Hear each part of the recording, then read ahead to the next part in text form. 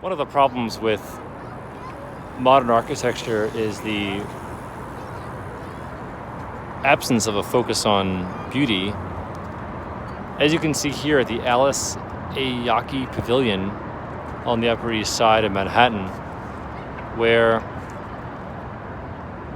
the pavilion is covered by a roller coaster apparatus imitation. It's not even repurposed in ecologically friendly dogma. Instead, it's just a big thing, doesn't even block the sun. I don't understand why it's supposed to be there. It's not elegant and uplifting. It's just a fake roller coaster suspended in the air, attracting lightning, doing nothing.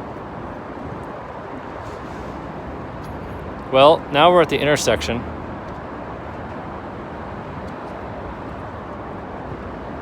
Not much is going on here. Everyone's wearing masks. Some are N95, some are KN95. And then you got the scarves, people with the scarves, which the CDC said is actually okay if you don't have anything else. And it's a work day, and yet everyone's out having fun.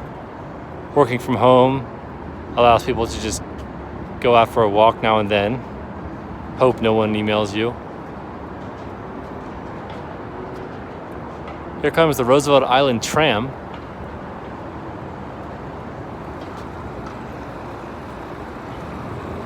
This tennis bubble really needs to be painted again. It's covered with all kinds of rust. It's unsightly. And that concludes this episode. Tune in later for more random observations in a stream of consciousness fashion, although not trying to try too hard. That wouldn't be any good. We don't want anyone to try.